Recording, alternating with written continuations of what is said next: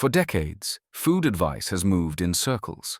One decade tells you to fear fat, the next tells you to fear carbs. Then sugar becomes the villain. Then sugar is forgiven, partially. Every few years, the rules change. But despite all this advice, something strange keeps happening. People follow the rules. They count calories. They hit protein targets. They avoid bad foods. And yet, many still feel tired, still feel bloated, still feel hungry soon after eating, still feel like food is controlling them instead of the other way around. So here's the uncomfortable question. What if the biggest changes in food aren't happening on social media, in diet books, or in trends at all? What if the real shift is happening quietly, inside grocery carts, kitchens, and bodies without anyone calling it a revolution? No loud announcements, no influencers screaming about it, just behavior changing because something finally works. In this video, we're not talking about trends. We're talking about signals. Signals that explain why fiber is quietly becoming essential again, why people are turning away from engineered flavors, why convenience food isn't disappearing but evolving, why drinks are turning into experiences, why food color has become a trust issue, why forgotten foods are returning,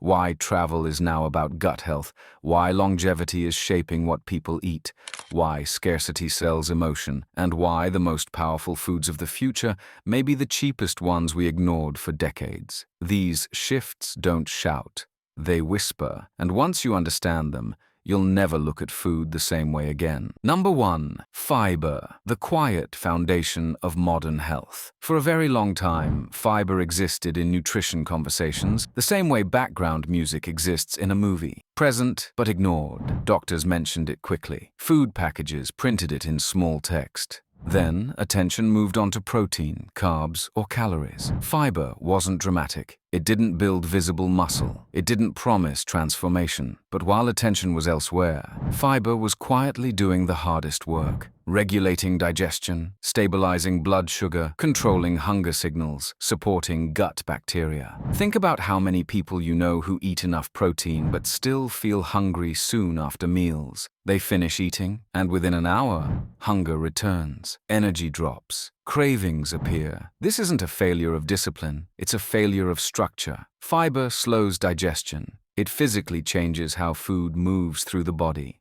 Energy enters slowly instead of flooding the system. In 2025, people didn't suddenly become excited about fiber. They noticed something simpler. When they added more of it, life became easier. Meals lasted longer. Energy stayed steady.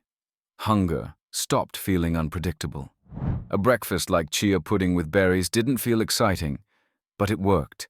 And when something works quietly, without effort, people repeat it. Fiber didn't replace protein. It finally stood next to it. Protein builds. Fiber stabilizes. Together, they support the entire day, not just the next workout. That's why fiber isn't trending like a fad. Number 2. Global flavors. No longer a trend, but a response. For years, global food was treated as entertainment, something you tried for novelty, something you ordered when you wanted variety, something optional. But something shifted. People didn't move toward global flavors because they wanted excitement. They moved because they were exhausted. Exhausted by food that tasted engineered, by flavors optimized for shelf life instead of satisfaction, by meals that felt artificial even when labeled healthy. When someone cooks Ukrainian cabbage soup, Turkish pasta, or uses black currant in dessert, they aren't chasing novelty, they're chasing depth. These foods weren't designed by committees. They weren't optimized for mass appeal. They evolved slowly over generations. That's why they feel real. Brands noticed this shift too. Ingredients once labeled exotic entered everyday grocery stores, not because they were trendy, but because people trusted them more than artificial flavors. Global food stopped being adventurous. It became grounding. Number 3.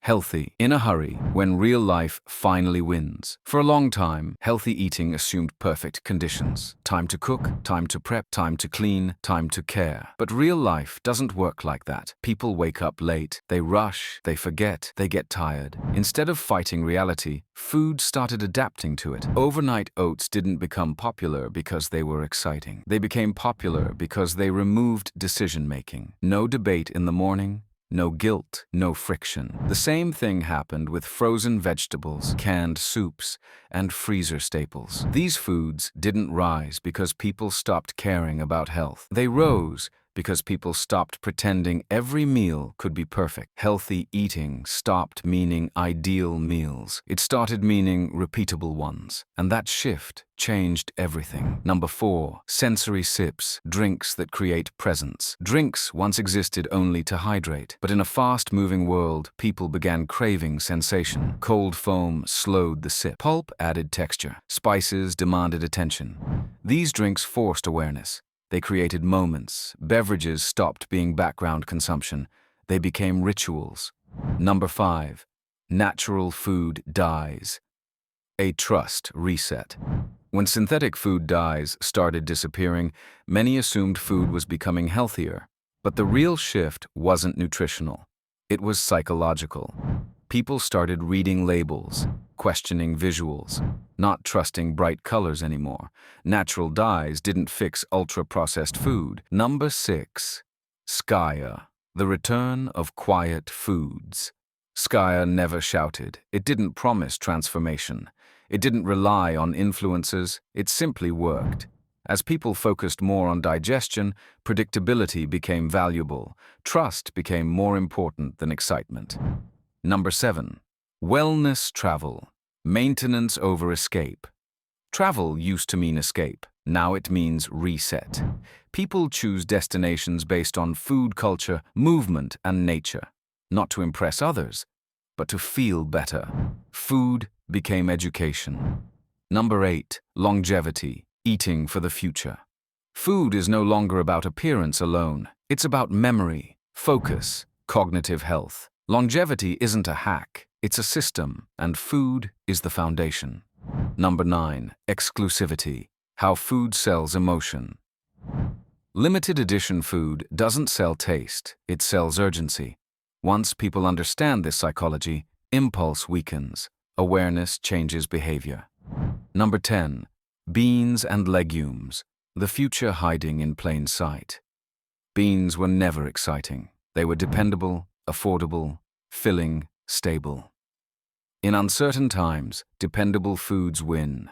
Trends shout, real change whispers. And once you learn to listen, you'll start seeing these shifts everywhere. In stores, in kitchens, in your habits. This isn't about eating differently, it's about understanding differently. They signaled accountability.